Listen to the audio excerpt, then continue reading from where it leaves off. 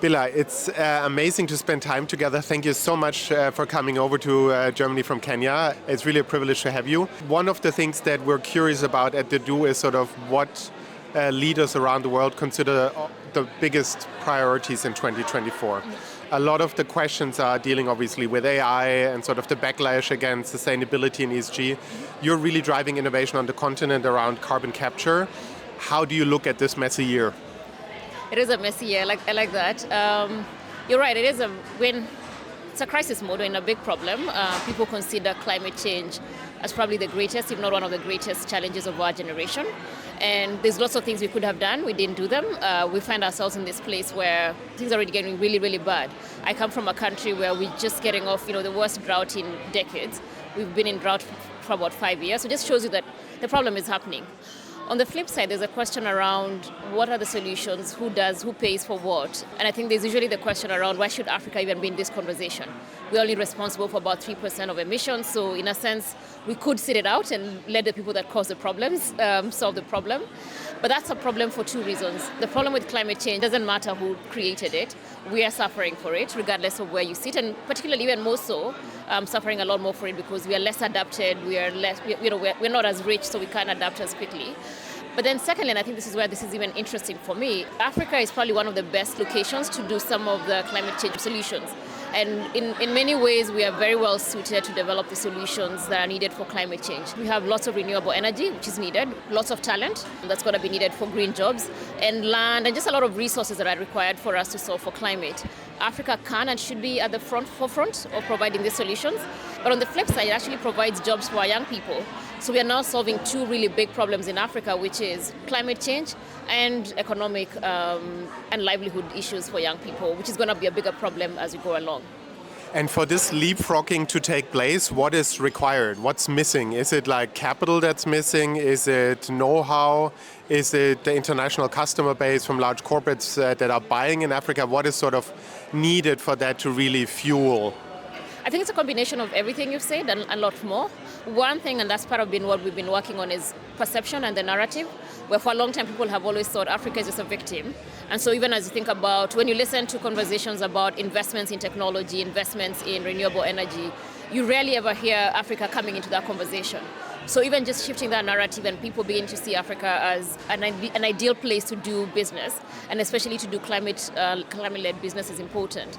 Once that narrative has shifted, now there's a question around the talent. We're going to need, solar technicians. We're going to need automotive engineers for e-mobility. What do we need to do around that? Then now there's a question around investments. A lot of the technology investments are happening in the global north, which is fine.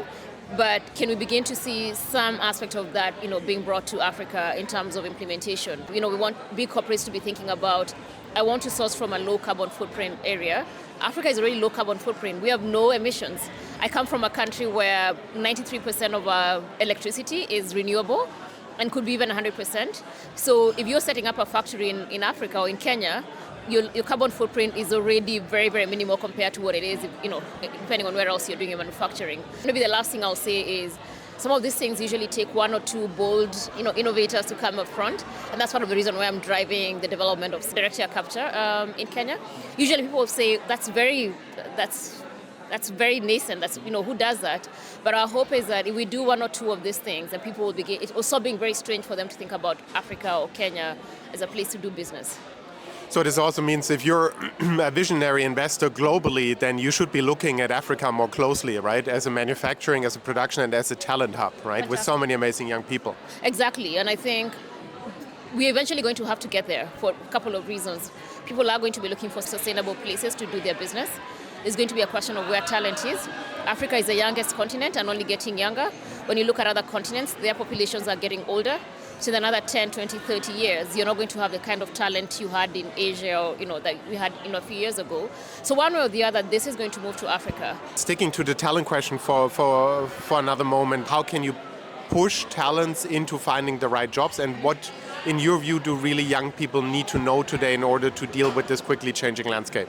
Our thinking is, if where the world is shifting towards is clean development, if I'm an African government or investor or anyone, I should be looking at it and saying, Okay, let me start off from the right place. As Africa, we have the advantage where we've not necessarily developed anything. I know that's a bit of a hyperbole, but we're still very low in our development, so maybe we have a chance to build this right from day one. And so if we do that from a perspective of development, then it means whatever jobs are coming out will be green anyway. And so there's a question around what are these jobs? How do we get young people aware of them? How do we get them aware in terms of what do they need to become certified for them? Do they need to go back to school? Do they need to choose the right courses when they go to university? And of course, lastly, there's a question around how green is our curriculum?